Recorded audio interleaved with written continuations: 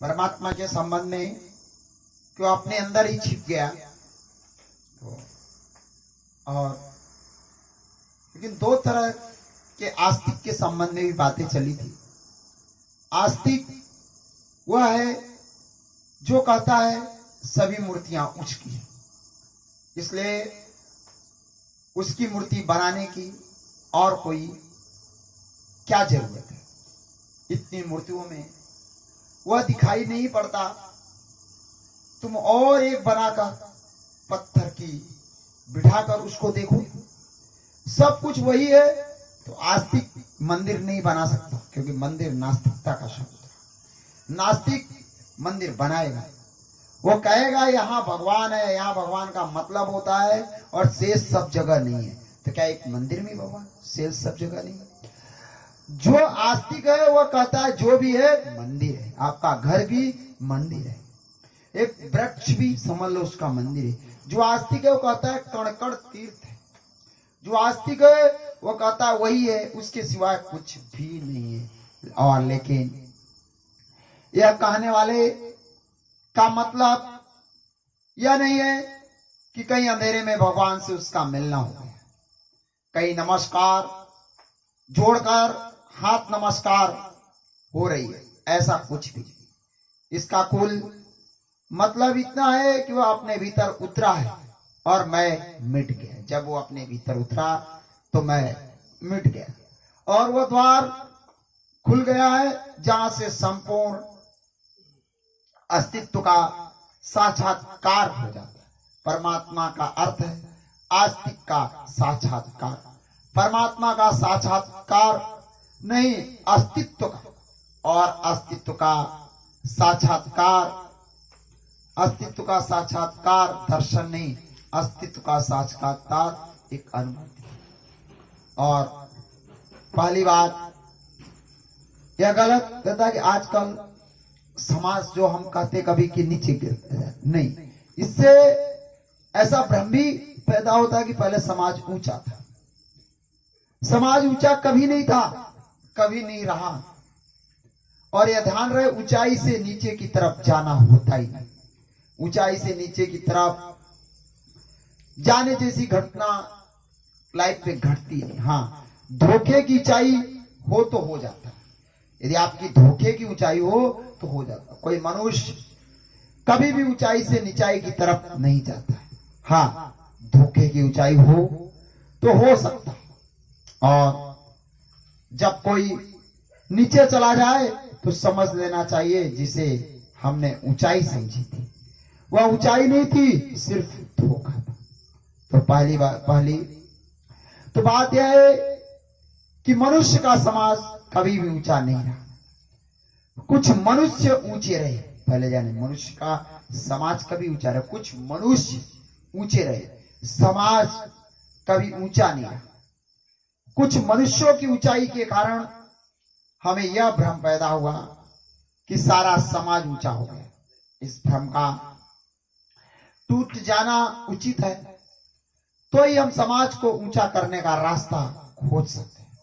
और अगर हम यह मानते रहें कि पहले समाज ऊंचा था अब नीचे हो गया है, तो चूंकि यह मानना ही बुनियादी रूप से गलत है, इसके आधार पर हम जो भी करेंगे वह गलत होता क्या है, इतिहास में बड़ी भूल हो जाती है और बुनियादी भूलें हो जाती है जिनका फिर पता भी नहीं चलता। जैसे अभी इन 50 सालों में हिंदुस्तान में जितने लोग पैदा हुए या 100 सालों में, इनमें से गांधी का नाम हजारों साल तक याद रहेगा, 5000 साल भी गांधी का नाम शेष रहेगा। न मुझे कोई याद करेगा, न आप, न इन 50 वर्षों में जितने लोग पैदा हुए किसी की याद रह जाएगी, लेकिन गांधी का नाम टिकेगा, बचेगा। 5000 साल बाद लोग कहेंगे गांधी जैसा आदमी जिस जमाने में पैदा हुआ, 5 साल बाद लोग क्या कहेंगे, गांधी जैसा इंसान जिस जमाने में पैदा हुआ था वह जमाना कितना ऊंचा था, कितने ऊंचे लोग थे। गांधी के आधार पर हम सब के संबंध में वह सोचेंगे और कहेंगे कितने ऊंचे लोग थे, हम तो मिट जाएंगे, धूल हो जाएंगे, गांधी का नाम रह जाएगा, गांधी मापदंड बन जाएंगे और गांधी और हम में कोई भी संबंध नहीं, हम बिल्कुल उल्टे आ गया। गांधी से हमारा क्या लेना देना। लेकिन गांधी, जैसे आप अभी बोल रहे थे पृथ्वीराज चौहान की, गांधी हमारे प्रतिनिधि नहीं है, वह हमारे रिप्रेजेंटेटिव भी नहीं है। सच तो बात यह है कि गांधी हमारे बिल्कुल ही उल्टे प्रतिनिधि हैं, जैसे हम नहीं हैं वैसे वे हैं, लेकिन वे हमारे प्रतिनिधि बनकर इतिहास में याद रह जाएंगे। हम तो भूल गए, वो याद रह जाएंगे और 5000 साल बाद लोग कहेंगे गांधी का युग कितना अद्भुत था। गांधी को देखकर वह सोचेंगे हमारे बाबा, वह सोचना बिल्कुल झूठा होगा। ऐसे ही राम की याद रह गई, बुद्ध की याद रह गई, महावीर की याद रह गई, पृथ्वीराज चौहान की याद रह गई, शिवाजी की याद रह गई, महाराणा प्रताप की याद। उस जमाने को लोग भूल गए। राम को देखकर हम कहते आह कैसे अद्भुत लोग थे। राम का युग, राम राज, झूठी है ये बात। आदमी नहीं था बड़ा, कुछ आदमी बड़े हुए हैं इतिहास में, कुछ आदमी बड़े हुए हैं इतिहास में, समाज बड़ा नहीं हो पाया और कुछ आदमी चमकते हुए सितारों की तरह दिखाई पड़ते हैं पीछे, और हम उनके आधार पर पूरे जमाने को चमकता हुआ मान लेते।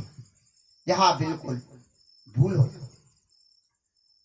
बल्कि सच्चाई तो यह है कि अगर समाज बहुत बड़ा हो तो महापुरुष पैदा ही नहीं हो सकते।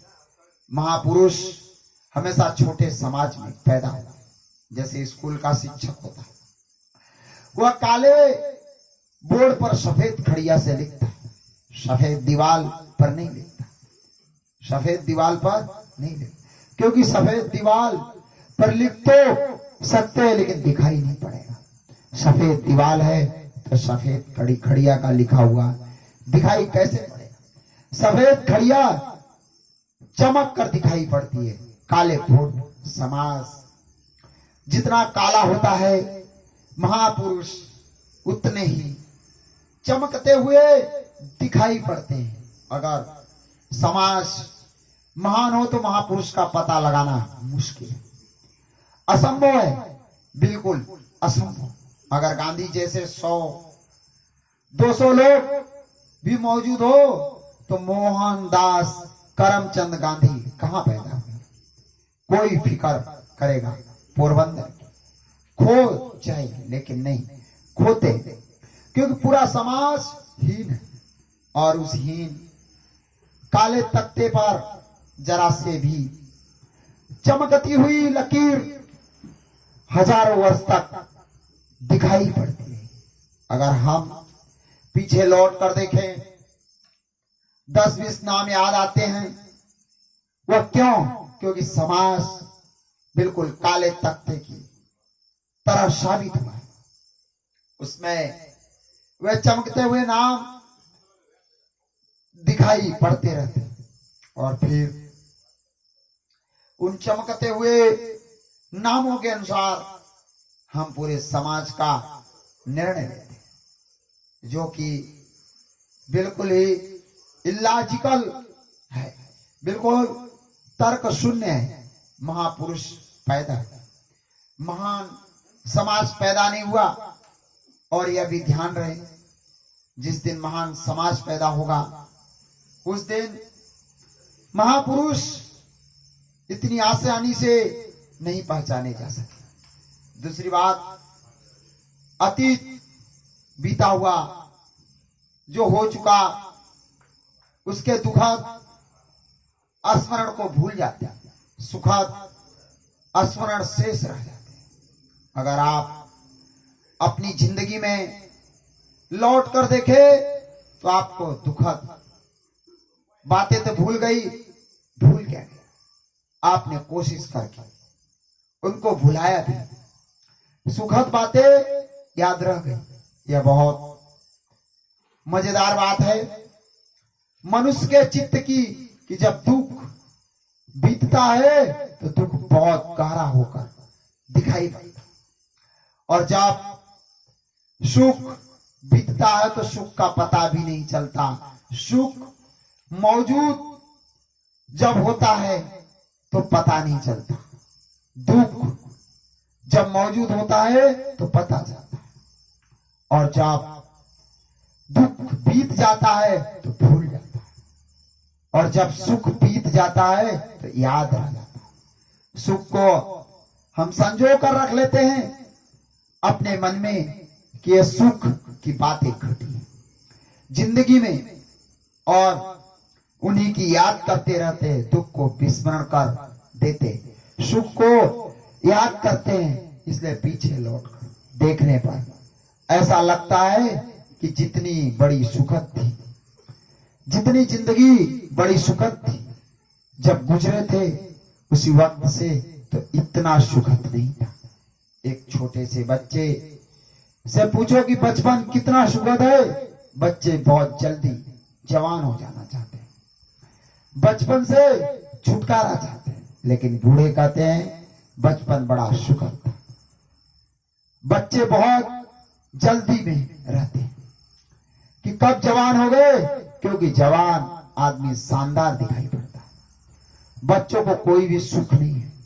स्कूल में शिक्षक डांटता है, घर में माँ पीछे पड़ी है, बाप पीछे पड़ा है, जिंदगी एक मुसीबत है, परीक्षा है, यह है वह है, सब कोई सुख नहीं है बच्चे को। लेकिन बूढ़े आदमी को देखा होगा बचपन के सुख याद आते, बच्चे को बिल्कुल नहीं मालूम पड़ते कि कोई सुख है। कोई बच्चा नहीं कहेगा कि मैं सुखी हूं, लेकिन सब बूढ़े कहते हैं कि जब मैं बच्चा था तो बहुत सुखी था। यह तथ्यगत नहीं है, यह फैक्चुअल नहीं है, यह सच्चाई नहीं है। जब जिंदगी गुजरती है तो दुखपूर्ण मालूम पड़ती है, जब बीत जाते हैं दिन तो सुख की सौरभ बाकी रह जाते, दुख भूल जाते, बस सुख की कथा याद रह जाती। और जो व्यक्ति के साथ होता है वही समाज के साथ होता है।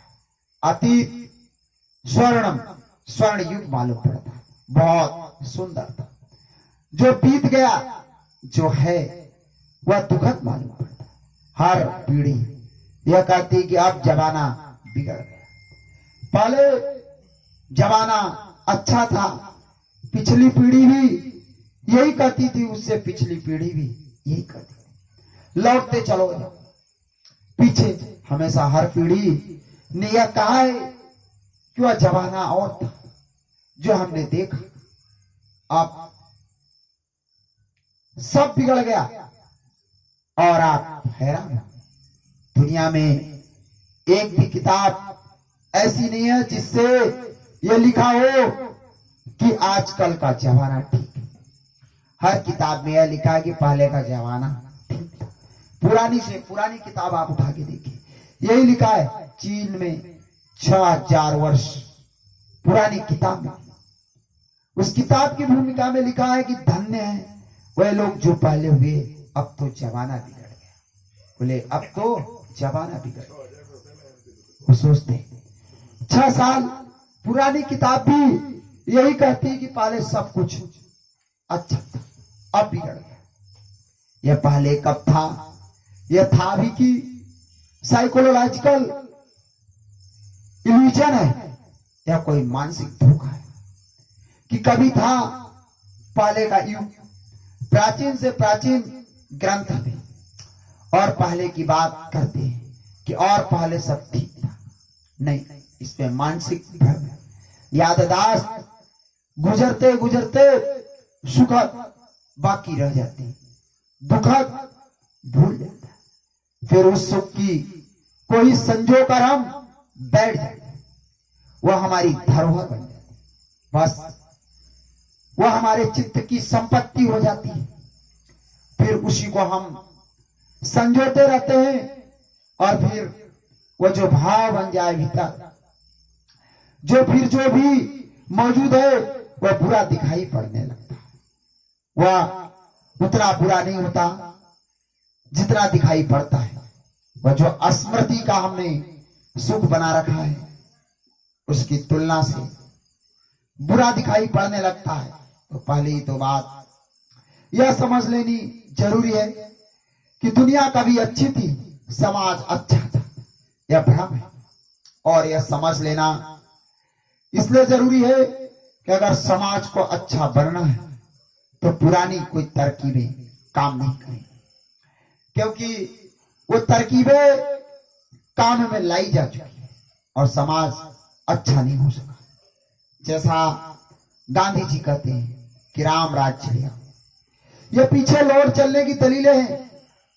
पीछे लौट चलने से कोई हित नहीं है। अगर राम राज्य अच्छा होता तो हम आगे आते, हम वहीं रुक जाते। वह अच्छा नहीं था, उसे छोड़ना पड़ा, वह छूटा, उससे हम पार आगे जा सकते।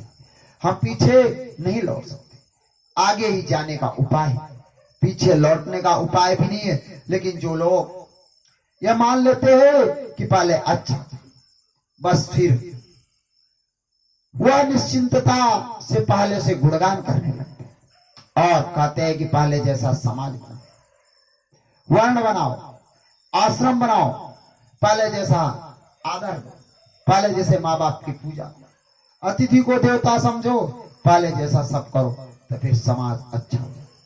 जब वह सब किया जाता था तब भी समाज अच्छा नहीं था। समाज अच्छा था ही नहीं आज तक, क्योंकि समाज कैसे अच्छा हो इसके सूत्र ही नहीं खोजे जा सके। लेकिन आगे समाज अच्छा हो सकता है। मेरी दृष्टि पीछे की तरफ नहीं, आगे की तरफ। मैं आपसे यह कहता हूं, आगे समाज अच्छा हो सकता है, लेकिन उसके लिए हमें बुनियादी चिंतन करना पड़ेगा। हमारे चिंतन की प्रक्रिया ही झूठी और असत्य पर खड़ी है। जैसे हम कहते हैं चोरी है, हम चोरी को गाली देते हैं और चोरी बढ़ती जा रही है, लेकिन कोई भी यह नहीं कहता कि चोरी समाज में क्यों है और ऐसा क्यों जमाना, ऐसा कोई जमाना था जब चोरी नहीं थी। कोई जमाना ऐसा नहीं था, क्योंकि अगर ऐसा कोई जमाना होता तो पुराने से पुराने शिक्षक और तीर्थंकर और अवतार लोगों को समझाते कि चोरी करना पाप है, सब मत करना। किसको समझाते? बुद्ध नहीं यही समझाते, महावीर यही समझाते, जीसस यही समझाते, चोरी मत करना, चोरी पाप। क्या उन लोगों को समझाते हैं जो चोरी करते ही नहीं थे? इनका दिमाग खराब है। यह चोरी कोई समझाने वाली बात कि चोरी मत करना, जब सुबह से शाम तक यही समझाते हैं तो इसका मतलब साफ है कि चोर काफी रहे होंगे। नहीं तो एक आध दफे कहते मसला खत्म हो जाता। अगर बुद्ध के वचन उठाकर देखें तो एक दिन ऐसा नहीं जिस दिन वे न समझाते हो कि चोरी मत करो, हिंसा मत करो, दूसरी स्त्री की तरफ बुरी नजर से मत देखो। यह सारी की सारी बातें रोज, झूठ मत बोलो, बेईमानी मत करो, भ्रष्टाचार मत करो, यही सब समझा रहे हैं।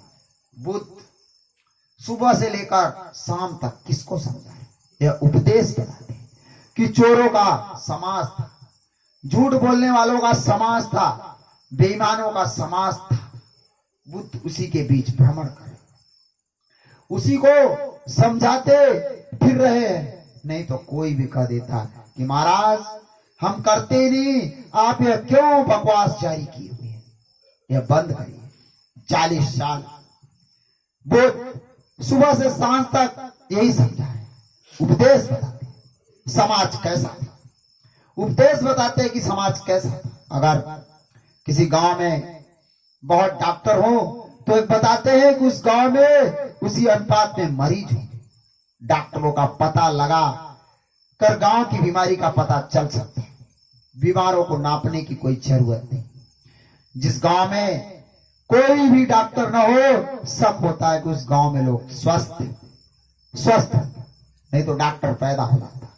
बीमार डॉक्टर को पैदा कर ही लेते हैं। पापी हमेशा उपदेशक को पैदा कर देते हैं। उपदेशक उपदेश नहीं देता, पापी उपदेश करवाते। जब चोरी बढ़ती है तो कोई ना कोई कहने लगता है चोरी बुरी है। समाज हमेशा ऐसा ही रहा है और ऐसा ही रहेगा। अगर हम बुनियादी बातों को नहीं समझते, लाओ त्सो चीन में हुआ, एक अद्भुत आदमी, कोई 2500 साल पहले वह एक राज्य का कानून मंत्री बना दिया गया। पहले दिन मुकदमा आया, एक आदमी ने चोरी की थी, चोरी पकड़ी गई थी और आदमी ने स्वीकार कर लिया मैंने चोरी की है। अब लाओ से को फैसला देना था सजा का। उसने 6 महीने की सजा चोर को दे दी और 6 महीने की उस साहूकार को जिसके घर चोरी हुई थी। साहूकार ने कहा आपका दिमाग दुरुस्त है? कभी सुना है किसी कानून में कि जिसके घर चोरी हो उसको ही सजा मिले? तब तो हद हो। लाओ त्सो ने कहा कि जब तक साहूकार को भी सजा नहीं मिलती तब तक दुनिया से चोरी बंद नहीं हो सकती। एक आदमी के पास गांव की सारी संपत्ति इकट्ठी हो गई है, चोरी नहीं होगी तो क्या होगा? तो चोरी नहीं होगी तो क्या होगा? संपत्ति इकट्ठी होगी तो चोरी तो होगी। अगर एक आदमी के पास गांव की सारी संपत्ति इकट्ठी हो जाए, ऐसा समाज हो कि एक तरफ संपत्ति इकट्ठी हो जाए और एक तरफ भूख इकट्ठी हो जाए, तो चोरी नहीं होगी तो क्या होगा? लेकिन हम कहते हैं चोरी नहीं होनी चाहिए और संपत्ति एक तरफ इकट्ठी होती चली जाए, इसकी कोई फिक्र नहीं। चोरी होगी, चोरी होती रहेगी, चोरी नहीं रुक सकती। अदालत बनाओ, कानून बनाओ, नरक बनाओ, भगवान को कांस्टेबल बनाकर बिठाल दो, चोरी जारी रहेगी, चोरी नहीं मिटने वाली और चोरी रोज बढ़ती है। क्योंकि संपत्ति एक तरफ इकट्ठी होती चली जाएगी। चोरी व्यक्तिगत संपत्ति के साथ चोरी है। इसलिए अगर चोरी को कम करना है तो संपत्ति उस वर्ग तक भी पहुंचनी चाहिए जहां भूख है, जहां दीनता है, जहां दरिद्रता है। जब तक वहां भी संपत्ति नहीं पहुंच जाती तब तक चोरी नहीं रुकेगी। अगर चोरी रोकनी है तो धन बढ़ाओ और निर्धन को कम करो। जब तक निर्धनता है चोरी रहेगी। कितना ही समझाओ, कितना ही सुझाओ, इससे कुछ होने वाला नहीं। लेकिन हम बुनियादों को पकड़ना नहीं चाहते। हम एक एक चोर को सुधारने की कोशिश करते हैं और पूरे समाज की व्यवस्था चोरी करने वाली है और पूरी समाज की व्यवस्था नहीं बदलती।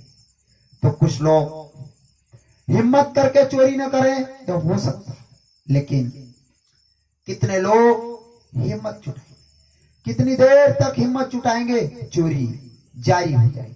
एक नहीं करेगा दूसरा करेगा, दूसरा नहीं करेगा तीसरा करेगा। चोरी खत्म होने वाली, चोरी खत्म होनी चाहिए, जरूर खत्म होनी चाहिए। लेकिन चोरी है क्यों?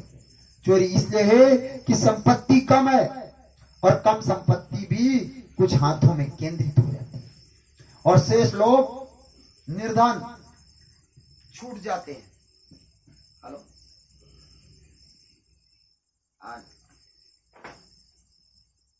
हेलो, शेष लोग निर्धन छूट जाते हैं। जीवन के सारे उपद्रव इसी तरह विकसित होते हैं, लेकिन किसी उपद्रव को मिटाने में समाज आज तक समर्थ नहीं हो सका। और नहीं होने का कारण यह है कि हमने उनकी मूल भित्ति की चोट नहीं पहुंचाई। हम ऊपर ऊपर टीम टाम करते रहे।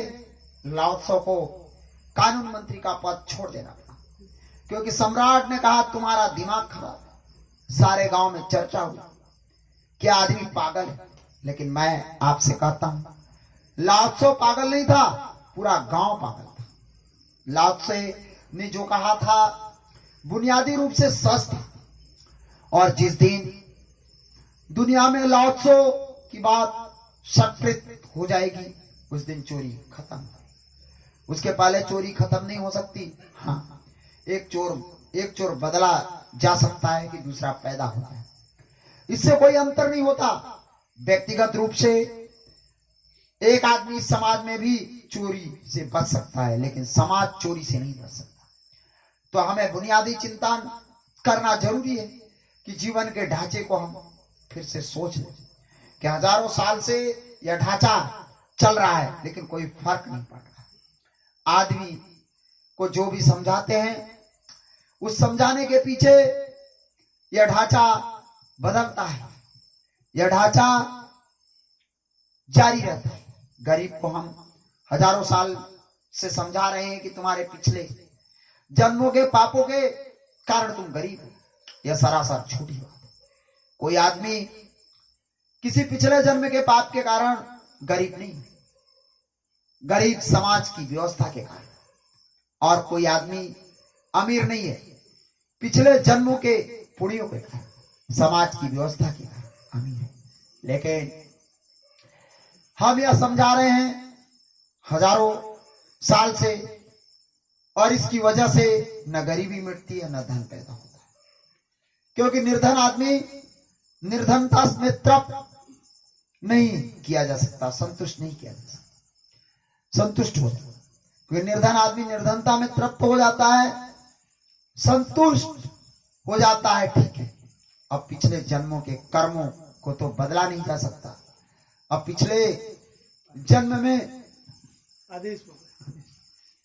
जन्मों में जो कुछ कर सकेंगे कर रहे हैं, वह अगले जन्म में मिलेगा, इस जन्म में मिलने वाला नहीं। निर्धन अपनी निर्धनता को स्वीकार कर लेता है, धनी अपने धन को स्वीकार कर लेता है। समाज के ढांचे में कोई रूपांतरण नहीं होता, चोरी जारी रहती है, झूठ जारी रहती है, बेईमानी जारी रहती है। दूसरी बात, हमने मनुष्य के सहज स्वभाव को आज तक स्वीकार नहीं किया, और जब तक मनुष्य का सहज स्वभाव स्वीकार नहीं होता तब तक दुनिया अच्छी नहीं हो सकती। हम उल्टी बातें आदमी को सिखाते हैं, उसमें आदमी बेईमान होता है, ईमानदार नहीं होता। हम आदमी को क्या सिखा रहे हैं? हम उसे उल्टी बातें सिखा रहे हैं, जो स्वभाव के प्रतिकूल है, जो स्वभाव के अनुकूल नहीं है। जैसे हम कहते हैं कितनी कामुकता बढ़ गई, संयम होना चाहिए। तो मैं कहता हूं संयम पाप जीवन नहीं, और मैं कहता हूं ब्रह्मचर्य की बातें आज दुनिया में करना खतरनाक, इतना जिसका कोई हिसाब नहीं, उसी कारण ये कामुकता बढ़। लेकिन इसको समझ लेना पूरा, तब कोई निर्णय नहीं, इसको जान लेना। संयम बिल्कुल नहीं चाहिए, चाहिए समझ, संयम नहीं चाहिए, चाहिए समझ।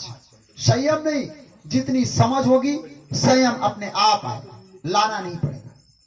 जो संयम अपने आप आता है वह तो हित करेगा, और जो लाना पड़ता है वह बिल्कुल जहर है और खतरनाक है। लेकिन अब तक यही सिखाया गया है कि संयम साधा हुआ संयम पाप है। साधे हुए संयम का क्या मतलब होता है? साधे हुए संयम का मतलब होता है भीतर कुछ है, ऊपर से कुछ पकड़, भीतर काम वासना है, ऊपर से ब्रह्मचर्य का पाठ रखो, भीतर काम चलेगा। इसलिए समझ होनी चाहिए, खोपड़ी खोली जा सके और अंदर समझ पैदा की जा सके, तो एक आनंद की विवेक हो सके। जिसको दबाओगे वह भीतर बैठ जाएगा, ऊपर कपड़े सफेद होंगे, भीतर आदमी काला रहेगा, और वह काला आदमी प्राण लेगा, वह पूरे वक्त सताएगा। और इसीलिए अक्सर यह होता है, आपने देखा होगा धार्मिक आदमी को अगर गौर से देखे तो उसके व्यक्तित्व में पाखंड दिखाई पड़ेगा, उसके व्यक्तित्व में हिपोक्रेसी दिखाई पड़ेगी। ऊपर से कुछ होगा, भीतर से बिल्कुल दूसरा आदमी होगा।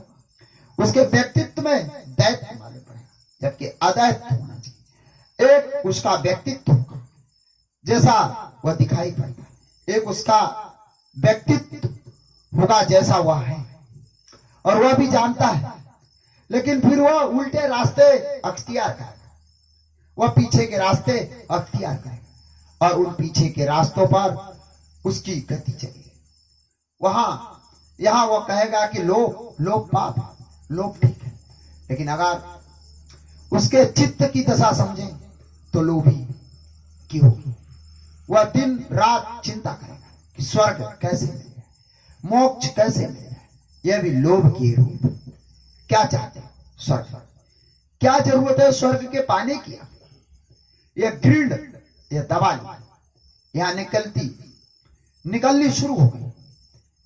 यहां वह कहेगा कि स्त्रियों से दूर रहना, और स्वर्ग में इंतजाम करेगा अप्सराओं। ईश्वर की अप्सराओं की जरूरत है। किस दिमाग में किस दिमाग से निकलती हैं स्वर्ग की अप्सराएं मालूम? अब आपको पता नहीं होगा। शायद जमीन पर जो स्त्रियां हैं वो तो बेचारी जवान भी नहीं होती और बूढ़ी भी हो जाती है। स्वर्ग की अप्सराएं कभी बूढ़ी नहीं होती, 16 साल तक उनकी उम्र रुक जाती है, उसके आगे नहीं जाती। 16 के ऊपर अगर 21 लोगों ने बोला है, अगर किसी स्त्री की चाहना वहां ना हो, स्वर्ग मत जाना। वहां 16 के ऊपर कोई स्त्री होती नहीं, बोलती, बस 16 पर ठहर जाए। वह कौन लोग शास्त्र लिख रहे हैं? स्वर्गों का इनके दिमाग में क्या है? यह किस बात की साबूत है? इनकी कल्पनाएं वहां कल्पवृक्ष बनाए हैं, जिनके नीचे बैठ जाइए और जो भी कामना करिए पूरी हो जाती। और यहां वे कहते हैं कामना छोड़िए, कामना छोड़ने से स्वर्ग मिलेगा। स्वर्ग में कल्पवृक्ष, जिनके नीचे बैठने से सब कामनाएं पूरी हो जाती। यह क्या स्वर्ग है? यह क्या चाहता है? यह दिमाग कैसा? यह धोखा किसको दिया जा रहा है? दिमाग यहां किसको दबाता है? आगे पाने का इंतजाम कर रहा है। जो यहां छोड़ता है वहां पाने का इंतजाम कर रहा है, लेकिन उसी पाने के लिए छोड़ रहा है। और हम समझते हैं कि बहुत त्याग किया जा रहा है, लोभ छोड़ा जा रहा है। कोई लोभ नहीं छोड़ा जा रहा। जिस आदमी का लोभ छूट जाता है उसके मन में स्वर्ग की कामना भी उसी क्षण छूट जाती है, क्योंकि जब लोभ नहीं है स्वर्ग की जरूरत क्या? स्वर्ग लोभ का ही विस्तार है। जिस आदमी का लोभ छूट जाता है उसे मोक्ष या स्वर्ग की कामना भी छूट जाती है, क्योंकि मोक्ष भी लोभ का विस्तार है। परम आनंद की आकांक्षा भी तो लोभ का विस्तार है। लेकिन नहीं, वो हमें दिखाई नहीं पड़ता, क्योंकि हमने एक डिसेप्टिव पर्सनैलिटी, एक धोखा देने वाला व्यक्तित्व विकसित किया, और उसने ही सारे समाज को रुग्ण किया, बीमार किया, भ्रष्ट किया। सबसे बड़ी भ्रष्टता एक है कि एक आदमी दो हिस्सों में खंडित हो जाए। हम कहते कुछ और है, जीते कुछ और है, और कामना कुछ और करते हैं। मेरी अपनी समझ यह है कि अगर मनुष्य को ऊंचा उठाना है, पहली तो बात यह है मनुष्य को पाखंडी मत बनने देना, क्योंकि पाखंडी मनुष्य गिरा हुआ कोई आदमी नहीं होता। और अगर मनुष्य को पाखंडी नहीं बनने देना है तो पहली बात मनुष्य के जीवन में जो भी हो उसकी निंदा मत करना, क्योंकि निंदा से पाखंड शुरू होता है। जो भी मनुष्य के जीवन में है उसको स्वीकार करना और समझना, और उसको रूपांतरित करना, दमन मत करना। अब जैसे क्रोध है, मनुष्य के भीतर क्रोध है और प्रकृति ने बहुत जानकर क्रोध रखा है। और अगर किसी बच्चे में क्रोध ना हो तो वह बच्चा विकसित नहीं हो सकेगा। आप जरा सोचें कि एक बच्चा पैदा हो जिसमें क्रोध है ही नहीं, आप उस बच्चे की कल्पना करें जिसमें क्रोध है नहीं, वह बच्चा विकसित नहीं हो सकेगा, क्योंकि शिक्षक उसको चाटा मारेगा। वह पैदा हुआ देखता रहेगा, वो पैदा होने के बाद बैठा हुआ देखता रहेगा, उसे क्रोध ही नहीं आएगा कि वो शिक्षक के चाटे से सोचे मैं जो आज नहीं करके लाया हूं वह करके लाऊं। उसको क्रोध ही नहीं आता। उसका बाप कहेगा स्कूल जाओ और डंडा उठा लेगा, वो बैठा रहेगा क्योंकि उसे क्रोध नहीं आता।